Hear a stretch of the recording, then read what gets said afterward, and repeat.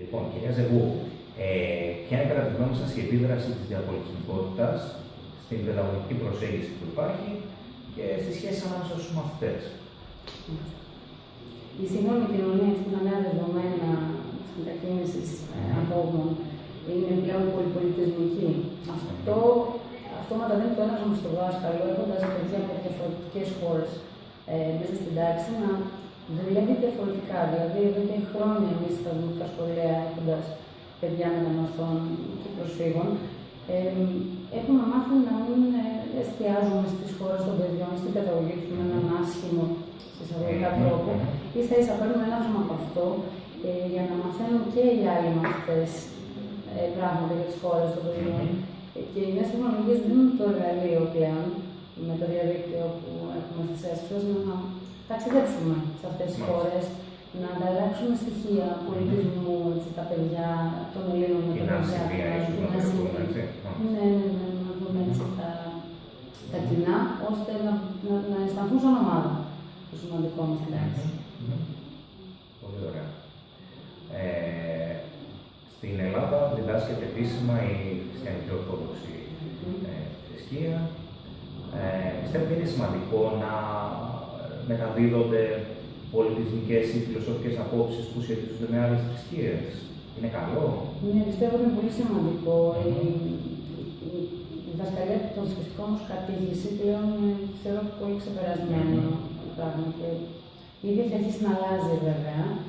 Δεν έχει καμία σχέση με τα παλιά χρόνια όταν ήμασταν μαθητές.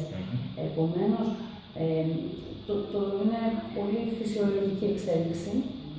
Μαζί με το μάθημα να γίνει πλέον πιο θρησκεολογικό, επομένως αναφέρεσαι και σε άλλες θρησκείες, αναφέρεσαι και σε φιλοσοφικές κάπως απόψεις. Βέβαια, μας λείπει η επιμόρφωση σε εμάς τους δασκάλους της πρωτοβάθμιας εκπαίδευσης, να επεκτείνουμε το μάθημα των θρησκευτικών προς αυτή την κατεύθυνση. Ποιες κανόνες πρέπει να διαθέτουν οι δάσκαλοι πλέον, κατά τη γνώμη σας? Καταρχάς, χρειάζονται γνώσεις ευρύτερες. Έτσι όπως είπα ότι πλέον άλλαξε το μάθημα και δεν γίνεται κατήχηση. Δεν μπορώ να μείνω μόνο στις παραβολές, να λέω στα παιδιά την Παλαιά Διαθήκη και τις ιστορίες της Ιουδαϊκής παράδοσης. Γιατί τα παιδιά αναρωτιούνται κιόλας, γιατί τα λέμε αυτά, γιατί τα μαθαίνουμε, αυτά που έγιναν αυτά.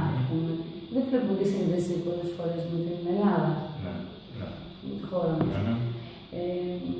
Επομένως, χρειάζεται ο δάσκαλος, κυρίως πρωτοβάθμιας εκπαίδευσης, γνώση των υπολείπων θρησκειών, βασικών στοιχείων τους.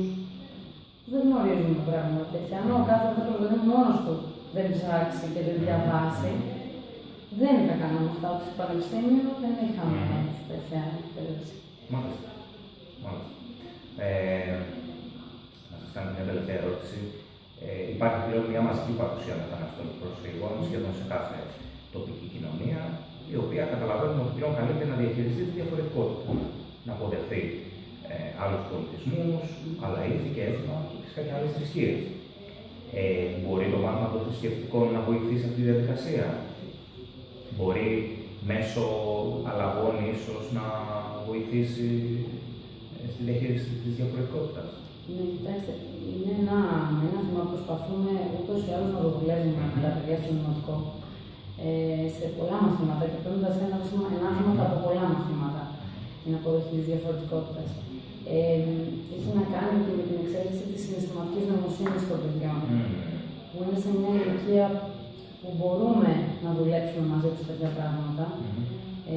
Δείχνουν τα παιδιά από μόνα τους, αποδέχονται τη διαφορετικότητα, δεν ξεχωρίζουν τα παιδιά από άλλες χώρες ή από άλλες θρησκείες. Εμείς αυτό στο δημοτικό το βλέπουμε. Θα λέγατε ότι η διαφορετικότητα αποτελεί και λίγο κίνητρο για να έρθουν τα παιδιά πιο κοντά? Ναι, έχουν την περιέργεια. Σίγουρα έχουν την περιέργεια να δουν. Εσύ τι μιλάς, τι γλώσσα μιλάς, για πες μας αυτή τη λέξη στη γλώσσα σου.